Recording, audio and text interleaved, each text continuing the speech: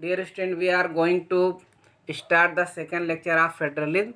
In this lecture, we will explain what makes India a federal country, कि कौन सी चीज़ India को federal country बनाती है. डियर स्टूडेंट, लास्ट चैप्टर में हमने देखा था कि बेल्जियम और श्रीलंका जैसे स्मॉल कंट्रीज़ ने अपनी सोशल डाइवर्सिटी को मैनेज करने के लिए किन किन प्रॉब्लम्स को फेस किया था.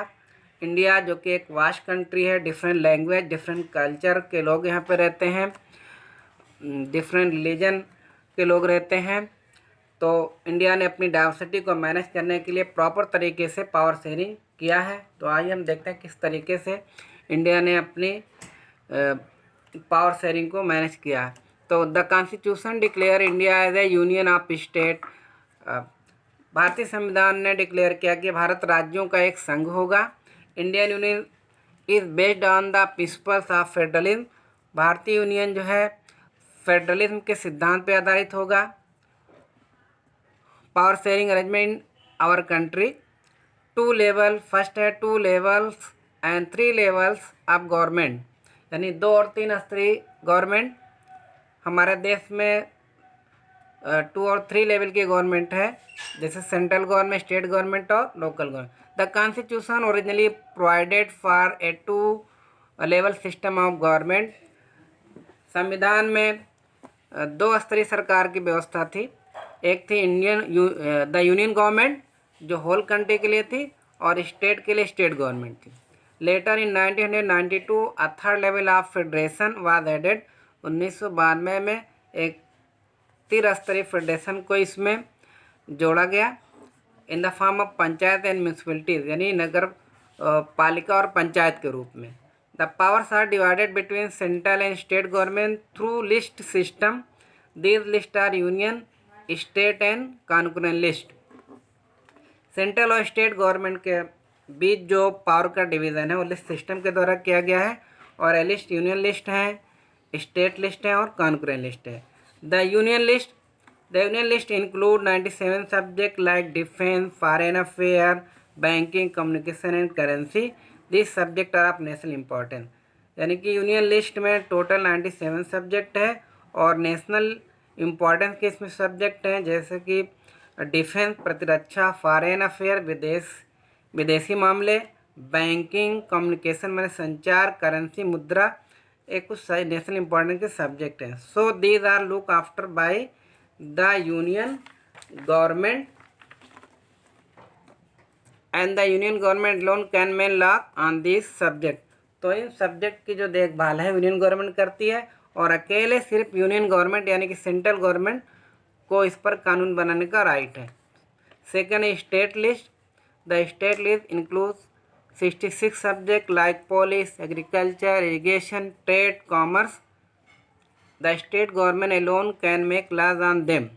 स्टेट लिस्ट में टोटल 66 सब्जेक्ट हैं, जैसे पुलिस है, एग्रीकल्चर, इरिगेशन, ट्रेड, कॉमर्स है, और इन सब्जेक्ट पर जो कानून बनाने का राइट स्टेट गवर्नमेंट को. Concurrent list. The concurrent list includes subject of common interest to both the union government as well as the state government, such as education, forest, trade union, marriage, adoption and succession. Education, forest, trade union, marriage, adoption मैंने गोद लेना, और succession उत्तराधिकार. इन subject पर जो है central और state government दोनों मिल के लॉ बनाते हैं. If their laws conflict with each other, अगर लॉ से रिलेटेड दोनों में कोई जो कॉन्फ्लिक्ट है तो law made by the union government prevail. तो सेंट्रल गवर्नमेंट के द्वारा जो है बनाए गए जो है बात है या वो डोमिनेट करेगी.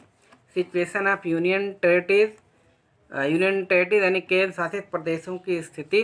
There are some units of the Indian union which enjoy very little power. India में कुछ यूनिट्स, कुछ इकाइयाँ इतनी छोटी हैं कि उनको बहुत थोड़े पावर दिए गए हैं. This territory do not have the power of state. इन जो है टेरिटरीज यानी इलाकों को जो है स्टेट का दर्जा नहीं दिया गया है. The central government has special power in running these areas.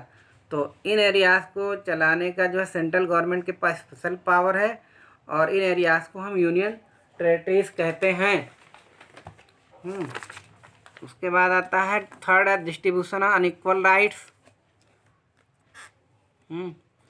Most of the federation do not give equal power to its all units. ज़्यादातर जो फेडरेशन है अपने सभी जो कॉन्स्टिट्यूएंट यूनिट्स हैं उसको इक्वल पावर नहीं देते। Everyone has to carry along in federal system. Federal system में सभी लोगों को साथ लेके चलना पड़ता है।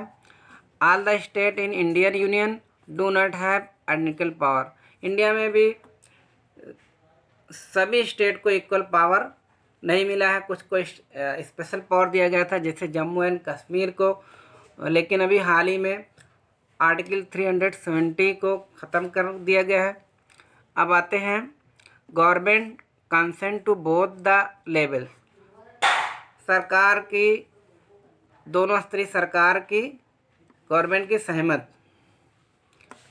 These the sharing of power between the union government and the state government is basic structure of the constitution. तो यूनियन गवर्नमेंट स्टेट गवर्नमेंट के बीच में जो पावर का जो डिवीज़न है वो संविधान के द्वारा जो निर्धारित होता है। In federal system parliament can not change this arrangement easily. Federal system में पार्लियामेंट इसको आसानी से चेंज नहीं कर सकता। Any change to it has to be first passed by both the houses of parliament with at least 2/3 of majority. यानी किसी भी चेंज को करने के लिए उसको पहले 2/3 मेजॉरिटी से पार्लियामेंट में पास कराना होता है। Then it has to ratified by the legislature of the at least half of the total state. Then it has to ratified by the legislature of at least half of the state total state. उसके बाद जो है पूरे देश में जो आधे राज्य हैं कम से कम आधे राज्यों की सहमत भी उसमें ज़रूरी होती है। Jurisdiction in case of any dispute about the division of the powers the high court and supreme court make a decision. यानी कि सेंट्रल और स्टेट गवर्नमेंट के बीच में जो पावर का डिवीज़न है, अगर उसमें कोई डिस्प्यूट आता है, दोनों के बीच में विवाद उत्पन्न, तो हाई कोर्ट और सुप्रीम कोर्ट जो है उसको जो है रिजॉल्व करते हैं, सुलझाते हैं। The union and the state government have the power to raise the resources by levying taxes in order to carry on the government and responsibility assign to each of them.